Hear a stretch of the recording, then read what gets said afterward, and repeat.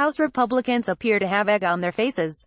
Jim Watson, Getty Images update, April 20, 2018, at 8:15 p.m. This post advanced the theory that Fox News might have mischaracterized the number of memos James Comey gave Professor Daniel Richman. According to subsequent reporting in The Wall Street Journal along with Slate's own reporting, Fox News reporting appears to be correct. Original post, on Thursday, the Department of Justice handed James Comey's contemporaneous memos of his conversations with President Donald Trump over to Congress. Were immediately revealed to the press. Among other highlights, the documents showed Comey's Senate testimony, the story in his book, and the interviews he's given during his publicity tour describing the details of conversations he had with Trump hew incredibly closely to what he wrote at the time of the conversations themselves. During a previously unreported Feb. 8, 2017, conversation with Trump, which had been recorded in a classified memo, the president allegedly said to him that Vladimir Putin had personally told Trump, "We have some of the most beautiful hookers in the world." This statement was allegedly made in front of former Chief of Staff Reince Priebus.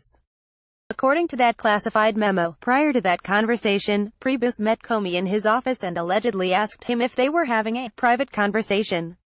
He then asked him, "Do you have a FISA order on Mike Flynn?" Priebus, it should be noted, was seeking information about a criminal probe that would be useful to any of Flynn's potential Confederates.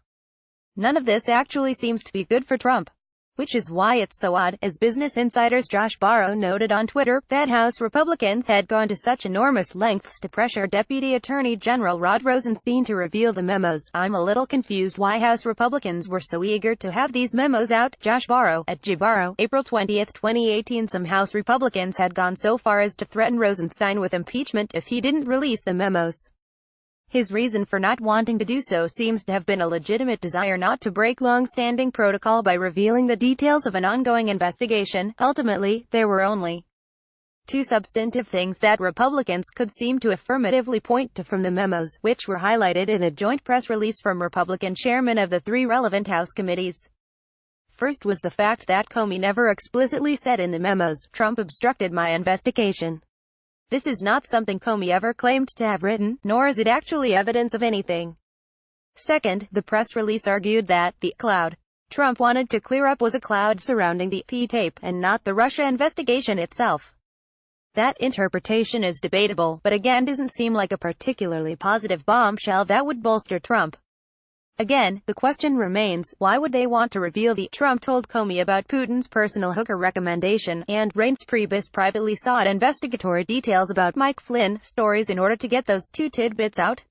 One ungenerous theory would be that they wanted the details of the investigation revealed to potential witnesses in Special Counsel Robert Mueller's probe, such as Priebus and the president himself, in order to help protect these witnesses from lying to investigators. I don't believe this is the reason. Given that Priebus has already been interviewed and that Trump's legal team has indicated in recent days that he won't submit to an interview, this wouldn't actually seem to accomplish much. There's a second theory, though, that I believe makes much more sense.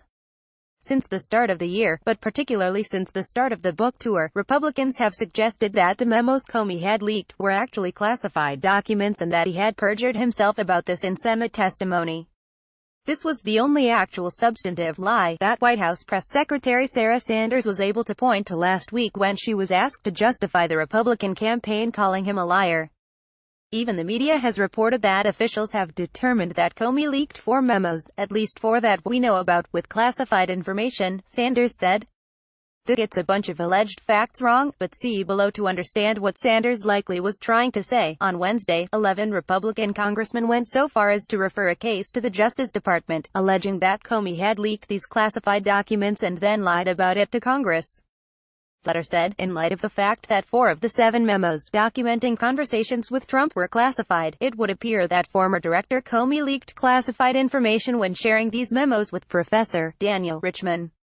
Accordingly, we refer James Comey to DOJ for potential violations of 18 U.S.C. 641, 18 U.S.C. 793, and 18 U.S.C. 1924, What was the basis for saying Comey had leaked 4 memos, some of them classified in a way that would make such leaks illegal, to Richman? The criminal referral cited a letter from Senate Judiciary Committee Chairman Chuck Grassley that was released in January.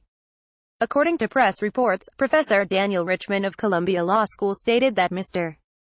Comey provided him 4 of the 7 memoranda and encouraged him to detail Comey's memos to the press. If it's true that Professor Richman had 4 of the 7 memos, then in light of the fact that 4 of the 7 memos the committee reviewed are classified, it would appear that at least one memo the former FBI director gave Professor Richman contained classified information.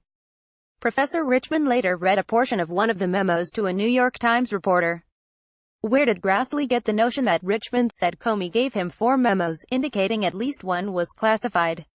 Grassley's letter cited a July 10 Fox News report titled, "Comey Memos reportedly had classified info. Trump says that is so illegal."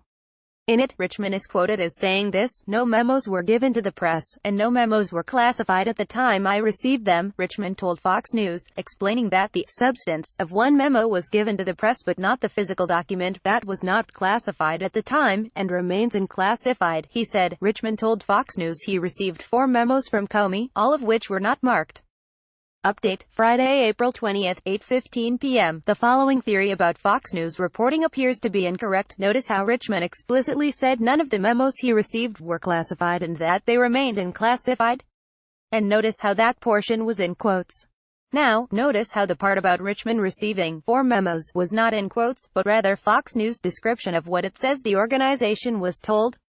Now, in the documents released on Thursday, there were 2 memos with the header, "Unclassified," FOUOU, on them, both of which overlap with what had been reported in the New York Times and in Comey's testimony.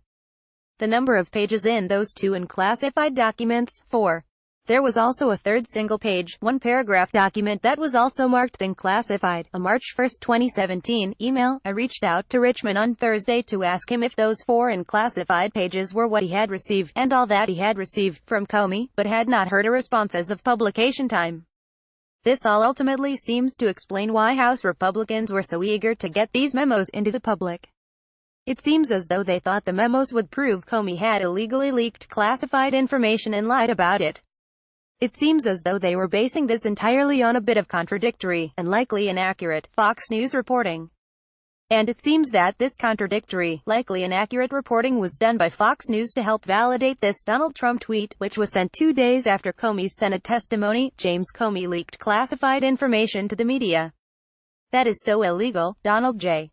Trump, at Real Donald Trump, July 10, 2017. Finally, it seems that the memos released prove the exact opposite. The apparently leaked documents were never and still aren't classified. Ultimately, this is likely why on Thursday night we learned that Putin was allegedly discussing Russian hookers with Trump, that the president appears to have been obsessed with the P-tape to a previously undisclosed degree, and apparently had his chief of staff ask the FBI director if Mike Flynn was being bugged. In the likely event that there are more rakes out there in this investigation, House Republicans should think very carefully about where they step next.